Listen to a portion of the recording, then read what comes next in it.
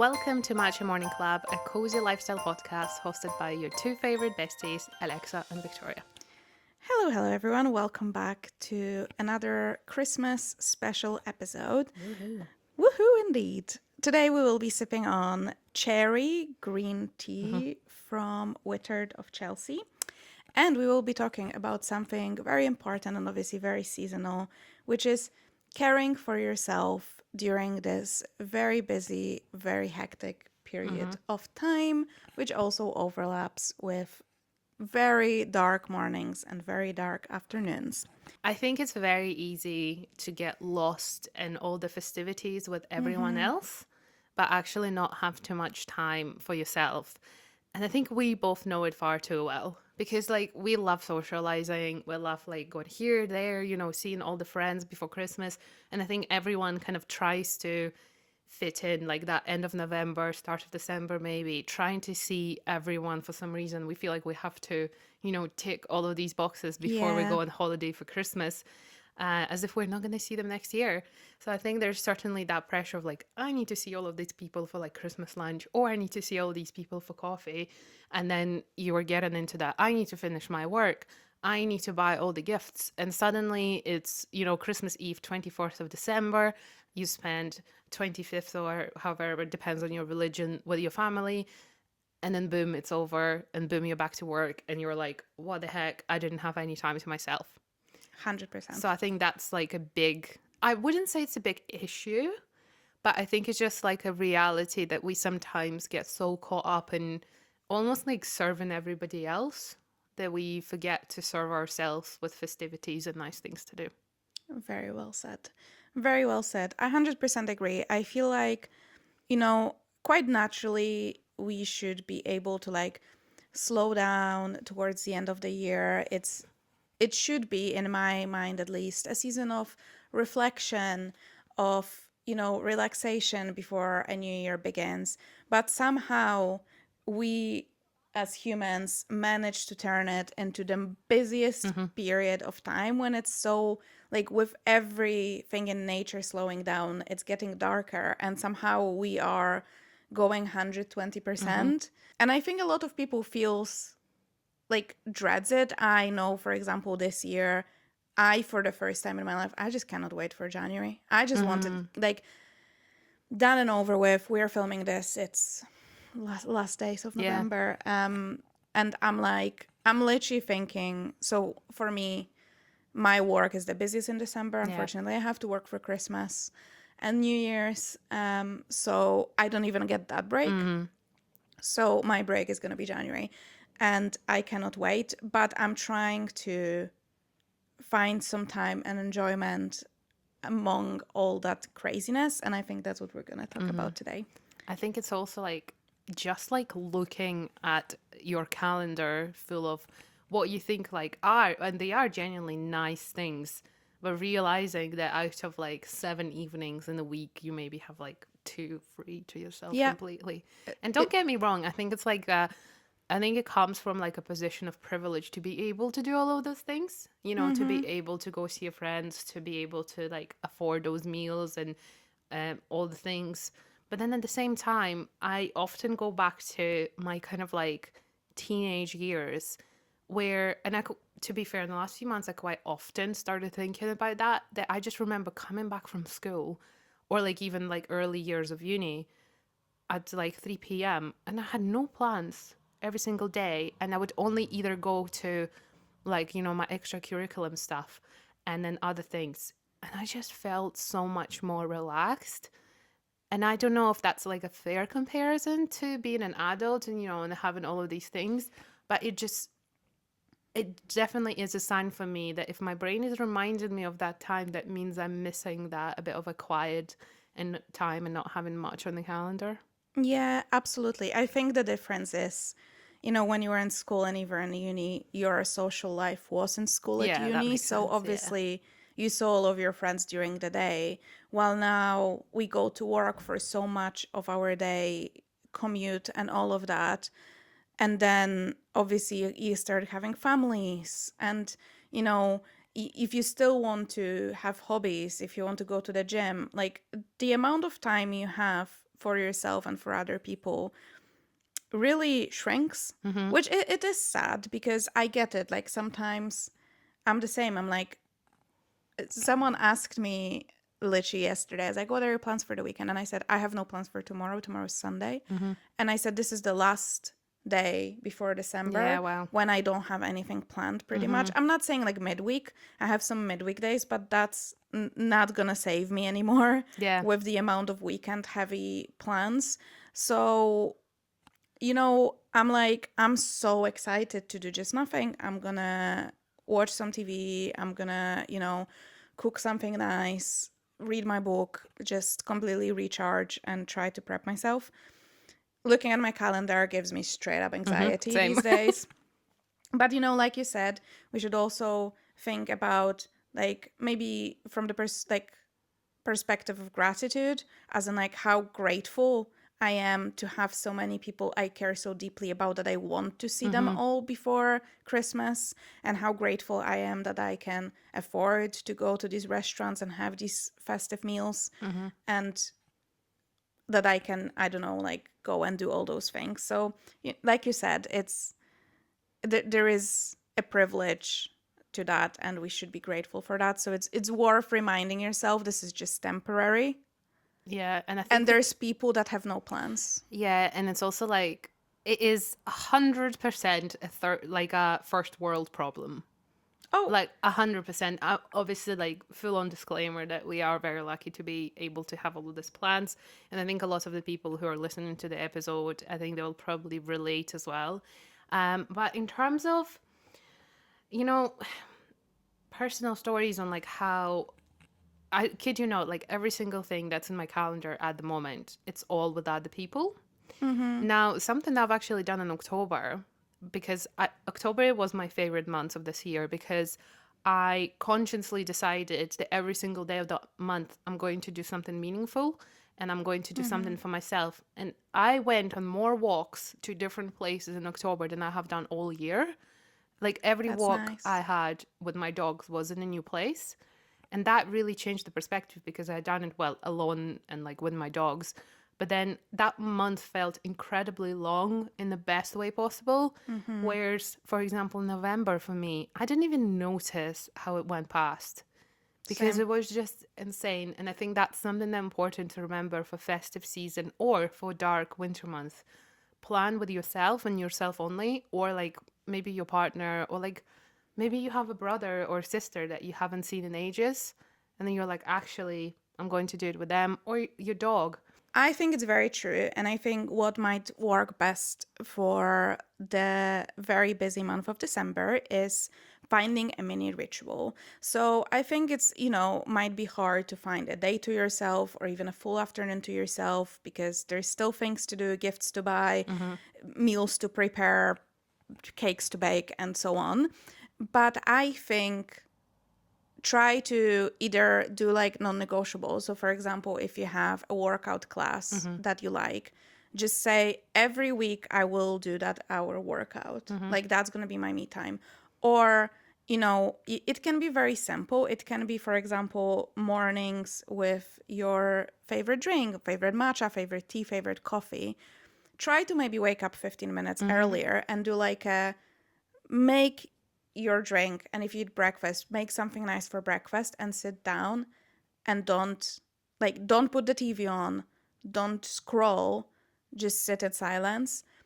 And actually I read something, I was reading a Substack yesterday, and something they wrote in there like hit me like a brick, because the girl there said that we live in times that even before we put our legs like on the floor, get out of bed, we already step into other people's Oh lives my on God, our that's phones. so true. And I was like, whoa, that's insane. Like, you Yeah, don't that's even get out wild. of bed for a morning wee, and you already I looked am at so 10, bad for 15, that. 20 people lives. That's not natural. So maybe that's something to keep in mind Yeah. this December. You will be giving a lot of your energy to other people, and rightfully so. Hopefully they're like your loved ones and people you really care about. But find a little ritual, maybe a nice bath once or twice a week. Treat yourself to a bath bomb and, put or like maybe pick a TV show that you really like a comfort show, and just rewatch some episodes in the evenings. Just find something that recharges your batteries that is only for you. Yeah, 100%. Totally agree. I think the screen citation, we actually have a separate episode about like social media addiction and stuff like that. Yeah. And I think just remembering statistics, people actually tune into that quite a lot because it's so relatable and it's such a like a, 20th century problem. So if that's something for you, please do check it out. And I think especially for the darker seasons, like, the first light you see is the blue Yeah. light from the phone. Yeah. That's so, so bad for you. And honestly, I'm not perfect. I do it all the time. And like, there are days that I realize, okay, Victoria, stop this. Just go to bed, read a book. And that's exactly what I've done yesterday evening. And I actually managed to catch up on reading. I think another really important part to kind of like keep insane this season is like having set boundaries. First of all, there are so many invites to all of the different things, whether that's like brunch with loads of friends or like a work Christmas party or another work get together or like a load of like different things. And I think it's very important to, first of all, realize what is it that you actually want to do? And are you saying yes to those things because you feel like you're missing out? Are you gonna get like a major FOMO after that? I really struggle with that because like like I get like Yeah. a lot of like these nice like content invites, and I feel major FOMO if I miss something and then I see it online and it looked amazing. I was like, oh my God, why did I not go? But then at the same time, I feel like we often forget to do things with your own family and like closest friends first before like agreeing on all of these things. Because to be completely honest, from my perspective, a lot of like my work events, they are scheduled far in advance than some family stuff. So then when it comes to actual family, I was like, oh, I don't have time for that. So for Yeah. me, it's like how many evenings out of the week you want to be doing something, or like what do you want to spend your time on? And I think kind of like going past Christmas as well, January is the month when people have no money. So that's like people spend all their money on Christmas. And that's, I think, when the depression and all of that kind of stuff starts. The January blues. People have no money, people have nothing to do. And that's like a flip side of the coin. You've socialized out of like yourself for the whole of December. And then in January, you're hit with a sudden like quietness. And I Yeah. think that's another like kind of like boundaries and saying no to things. Maybe does your December need to be maybe a little bit quieter so that then your January doesn't feel like you've been slapped in the face with this like silence? But then also, how about maybe instead of planning some of those things for December, you maybe plan them for January and spread it out a little bit better? I think for me, to be honest, I think I'm a bit slightly different to other people in this perspective because I have 3 birthdays in January. So for Yeah. me, it's Yeah, you actually said. still a fairly busy month. But I know for some other people, it can be a really daunting time as well. And I think then February kind of like rolls on from January. So it's a fine balance. You need to definitely put everything in the calendar. I think, at least especially for me, that it's like a visual aid, and your brain might think you can squeeze in more, Yeah. but then once you look at it, like, think realistically.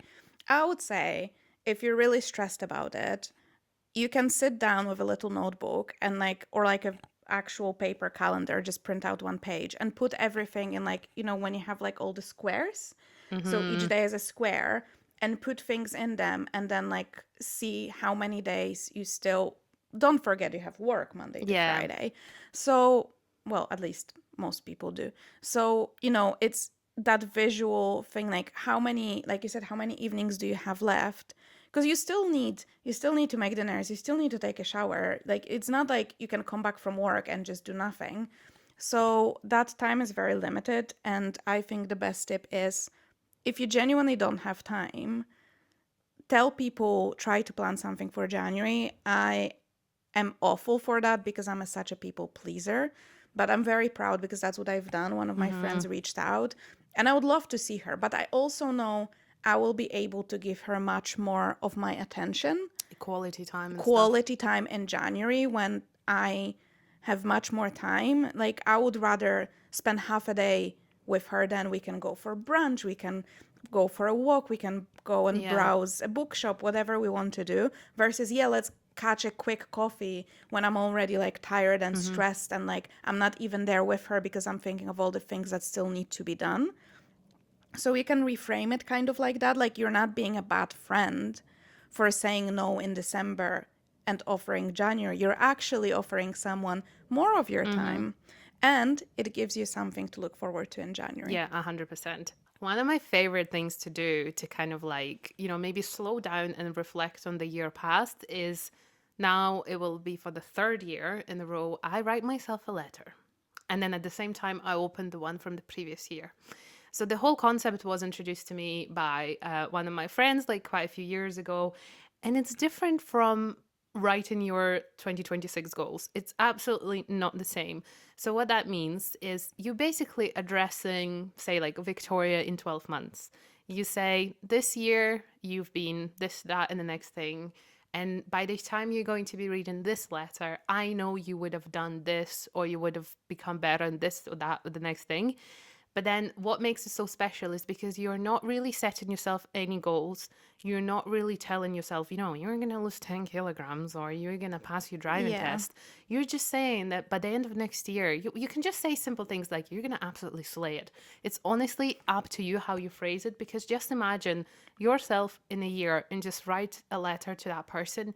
It can be anything to do, with your mental health. It can be your physical health, or maybe if you think you will have some important, event, maybe you'll change your job. You can say, by this time next year, you are maybe like a manifestation exercise Mm-hmm. more than like setting goals. If you want to change your job, you say, by this time next year, you will be in new workplace and you're like much happier than you are now.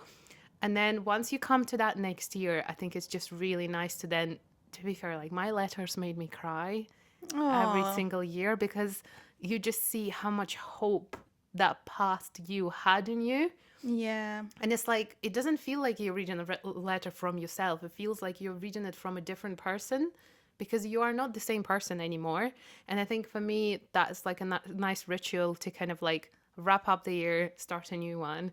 And when you do that whole year cycle and you have a letter to read, I can't, like, it's just bloody incredible how it makes you feel. Because, and the reason why I start crying, because like Alex knows, I have a lot of issues like accepting compliments and stuff like that. So in my letters, I try to give myself a bit of Yeah. encouragement and say, like, you've managed to make it like the best year, or you managed to do these things. Because deep down in yourself, you will, or there are certain things like, you will go through it.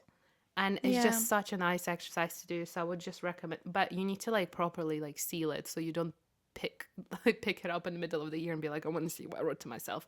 And then just put it in a book or just somewhere where you will literally forget it exists. And then set yourself a reminder for like, it could be 31st of December or 1st of January, and say like, open a letter. That's such a good idea.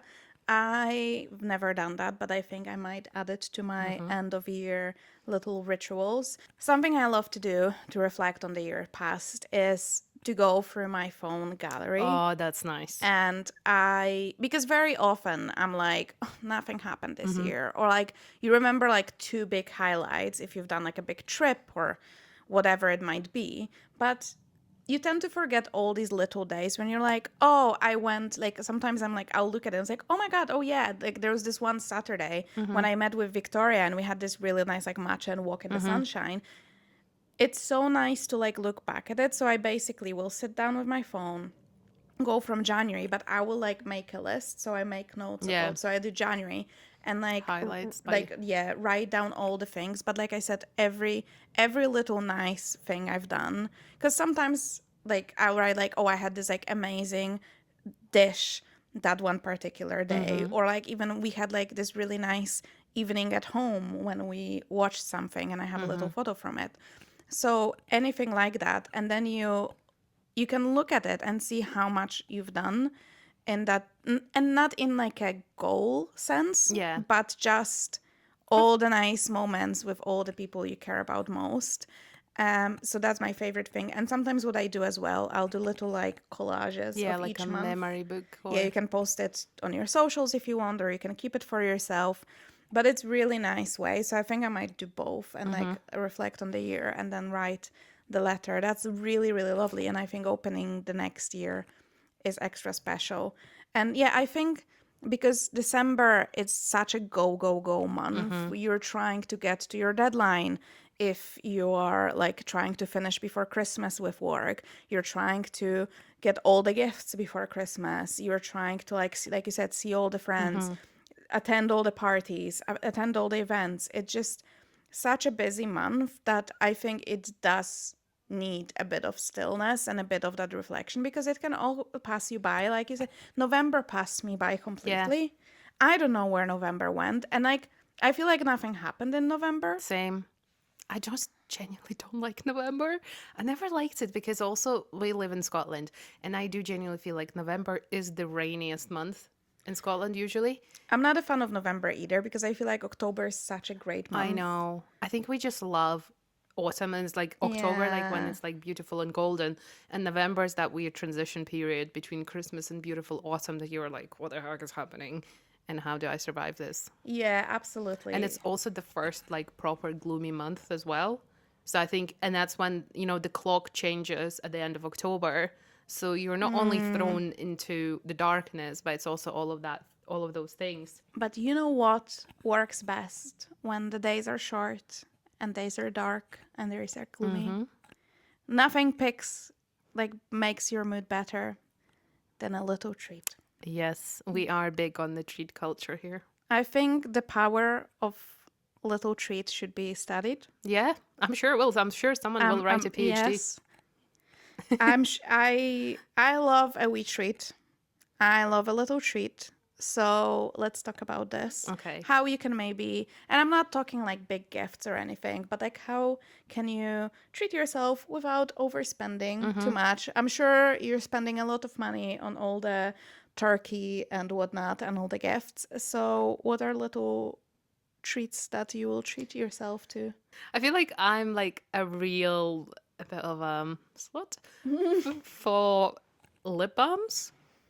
First of all, I really like them, and second of all, I lose them all the time.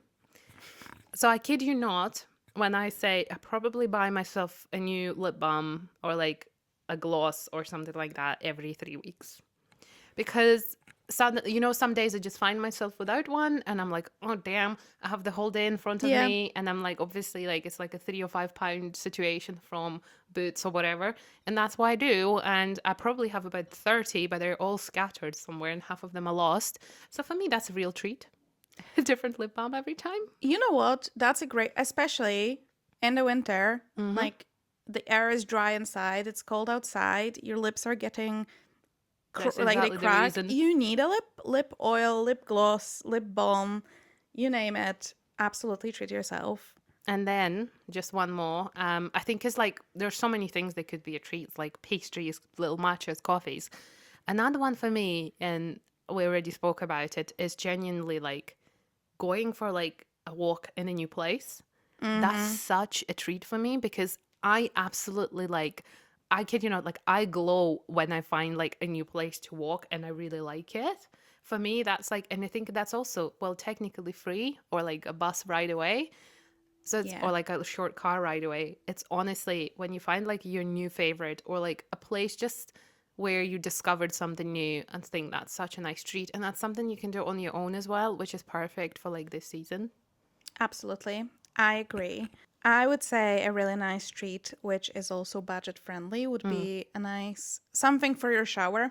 Oh, yeah. Either or like bath bomb from like we love Lush, or I got myself now on Black Friday sale. I got myself a new shower gel that smells really nice. I'm waiting for it to come, so I treated myself to like a really warming scent. Yeah. So I think that's gonna be my little treat for myself. I love reading, so I feel like a new book is always a good Yeah. treat for your Kindle, or you can pick something seasonal if you like if you're into romances, there's plenty of like, cozy winter set romances, but I think there's plenty of books that can work for the season, whatever you're into. So you can make like a half a day out of it, or like if you're seeing a friend in town, you can go like an hour earlier and have like an hour to yourself, grab yourself a matcha or a coffee, browse. Like maybe don't plan it, maybe just, like I'm usually going to the bookshop to pick up a book, but Yeah. one time this year I went to the bookshop with my friend and we just browsed for like well over an hour, and I just picked books from the shelves. We were like reading on the back, and I just picked a couple that picked our interest. So that's really nice. And for something that is free, I love me a Christmas movie. Oh, 100%. Yeah. So plan yourself an evening if you're into decorating. Maybe once you decorate your place, put all the Christmas lights on, light up that candle, and put a Christmas movie on, and maybe get yourself a nice like M&S picky bits. Or Yes. do you know what Girl I've dinner. done? What? I baked a camembert Oh my God, yes. That's one of the best things ever. and just that's what we had for dinner, and it was absolutely amazing. So I was like, I saw people are doing this, so it's like baked brie or camembert with like cranberries and stuff. Yeah. You can do it in the air fryer. So they make it into like a dip. So you buy crisps and then you just eat Yeah, the or, like, crisp pieces with the of cheese. bread. Beautiful, beautiful idea. So either pick a comfort movie that you've seen already or something new that you want to watch. There's no shortage of great Christmas movies or not so great Christmas movies. Which actually, what is your favorite Christmas movie or movies? What would you I recommend? feel like people would cancel me for this. Why? What Harry is it? Potter?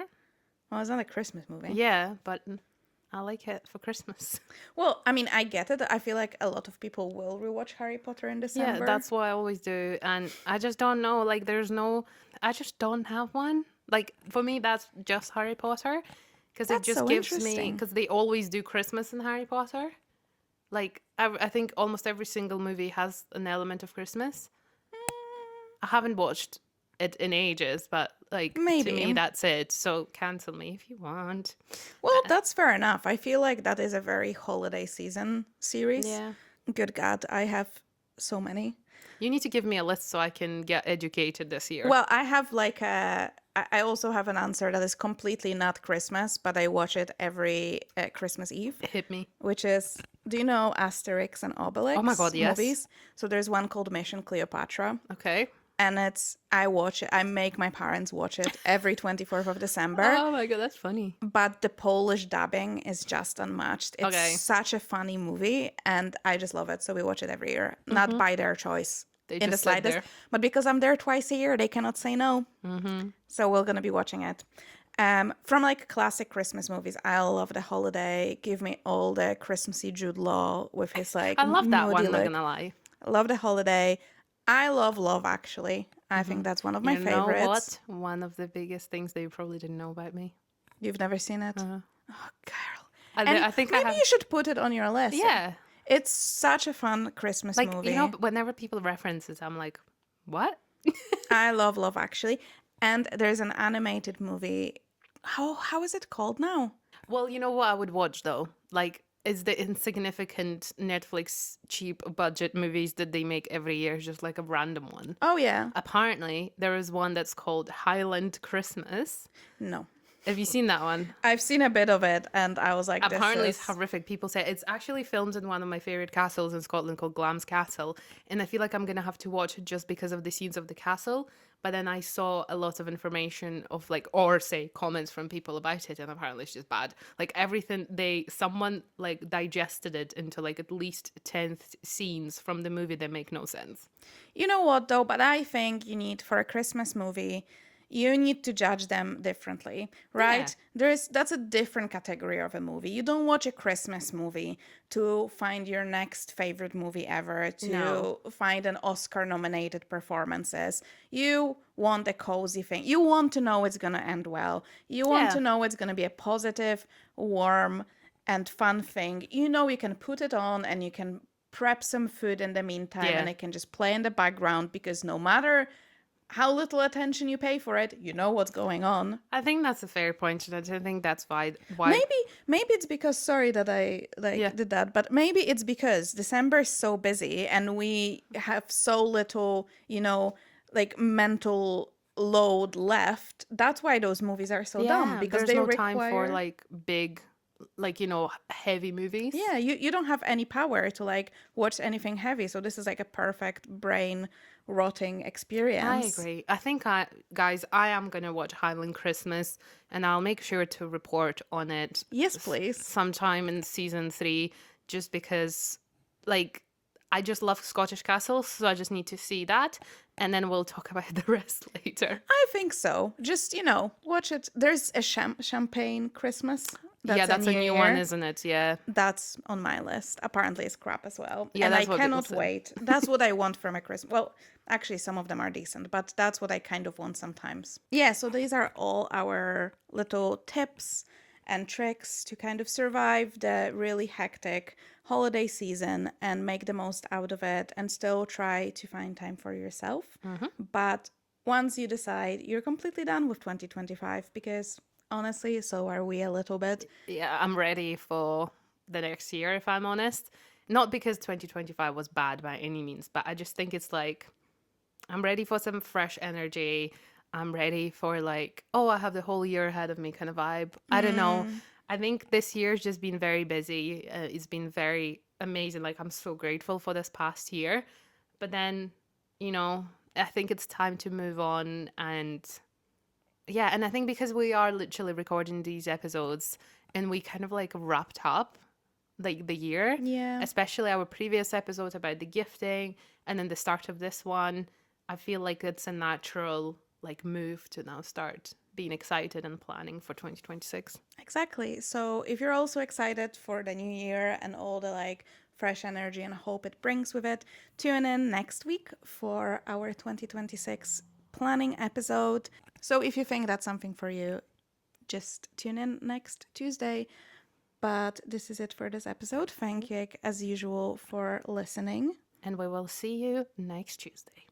Bye. Bye.